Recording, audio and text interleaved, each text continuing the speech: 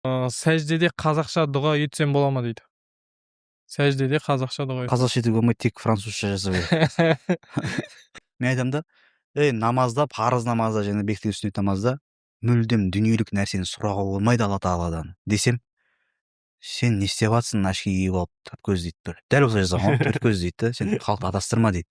Пайғамбарымыз аяқ киімнің бауы жоқ болса үзілсе де Құдайдан сұра деген ғой дейді. Енді оған пайғамбарымыз намазда сұра деп айтты болса, оны деймін да. Нәпіл намазда.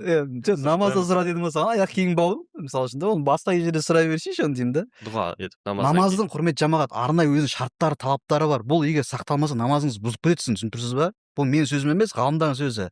Яғни парыз намазда, сүннет, бекітілген сүннет намаздарда дүниелік нәрсені сұрауға болмайды. Дүниелік нәрсе не ол? Адамдар бере алатын нәрсені. Осында бір сын айтты ғой. Сен қолыңда телефон болсын, үй болсын, бәрі Алла бере жатқан жоқ па деп ше. Ол жалпы нығметті Алла беруші ғой. Бірақ та адамдар бере алатын нәрсе болады да. Сәкең мысалы үйленейін деп жатыр. Алла тағаладан мысалы үшін сұрап жатыр да, Аллахым мені үйлендірші деген секілді. Мен Саматқа барамын да, сәкеңе барып. 5 миллион теңге беріп тойына. Бере аламын ба, үйлендіре аламын ба мен? Ақша жоқ мысалы үшін, үйлендіре аламын. Немесе машина алғысы келіп жатыр деген секілді. Немесе үй алғысы келіп жатыр деген секілді да. Оны адам, бай адам бере алады оған. Дұрыс, оның нығмет мүліктің бәрі Алла тағаланікі, бірақ бере ала ма адам оны? Бере алады. Бірақ мен Самат сәкеңнің күнәмді кешірші деген нәрсесін мен орындай аламын ба? Орындай алмаймын, сәкеңнің күнәсін мен кешіре алмаймын. Дұрыс па?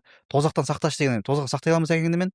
Сақтай алмаймын. Не дегенде? Сақтай алмаймын. Мысалы, кейбіреулер жоқ ана бір өзінше пірге қол бермеген адам тозаққа кетеді, немесе ол Әзірейіл жанын алатын болса пірден сұрайды деген секілді. Сказкада былай қарап тұрған кезде да. Яғни, оны нәрсені адам істей алмайды. Сондай нәрсені сұрауға болады намазда. Аллах менің күнәмді кешір, тозақтан сақта, ризық бер деген секілді мысалы үшін. Жалпылама ризық айтады мысалы. Ал мені үйлендірші Аллахым, намазда сәждеде жасап жатыр. Үйлендірші. Арабша жазсаң да болмайды. Зауучни деген секілді мысалы арабша жазсаң да болмайды оны. Қазақша жазсаң да, французша жазсаң да болмайды. Түсінсіз ме? Адамдардан сұрай алатын нәрсені, бере алатын нәрсені. Намазың бұзып кетеді бұл жағдайда. Енді қай жерде сұрайсың бұны сен? Ассаламу алейкум рахматулла, ассаламу алейкум. Намаз аяқтада сәждеге маңдайың тесілгенше жатта, сұра осы жерде. Намаздан тыс сәжде жасап сұра. Дұға етіп сұрасын. Немесе дұға жасап сұра. Ал бірақ намаздың бекітілген сүннет пен парыздың ішінде мүлдем дұға жасауға болмайды. Болмайды. Андай мәселені айтып отады ғой, ең жақын кез сіздерде сәждеде, сонда да дұға етіңдер деген сияқты. Соны алып келіп жатады. Ол дұға деген сөз дүниелік нәрсе емес одан. Дұға деген не үшін тек қана біз Алла тағаладан өзіміздің дүниелік қажеттілігімізді ғана сұраймыз. Алла тағала қызметшіміз біздің Алла тағала мысалы біздің да. Бүкіл нәрсені дұғаға байлап қойдық та. Адамдардың Алладан сұрайтын басым бөлік нәрсесі дүниелік материалдық нәрсе. Ақыретін уайымдап ешкім демей ақ қойын, әркім өзі Алламен жалғыз ғой, Алладан не сұрайтынын білмейміз. Бірақ басынан мынау келген сұрақтардан қарап білеміз. Оны нәрсені сұрамайды да, ақыретке қатысты нәрсені, тек дүниелік нәрсені сұрайды да.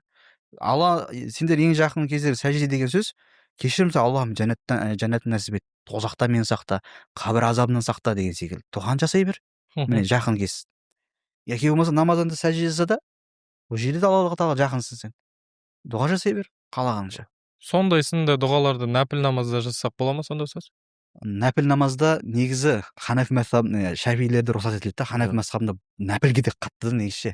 Нәпілде де болмайды дейді, бірақ нәпілге де рұқсат берген ғалымдар бар. Сонымен айтамыз нәпілге. Бірақ бекітілген сүннет пен парызда болмайды. Парыз бекітілген сүннетте жаңағы дүнияуи немесе адамдардан сұралатын нәрсені сұрау. Енді осыны түсінбесе мен бұл тақырыпқа ше қозғамақ қойған дұрысақ, бұдан кейін бар ғой. Астына тағы комментарий жазады. Түсінікті ғой, Нұртай, түсінікті емес па?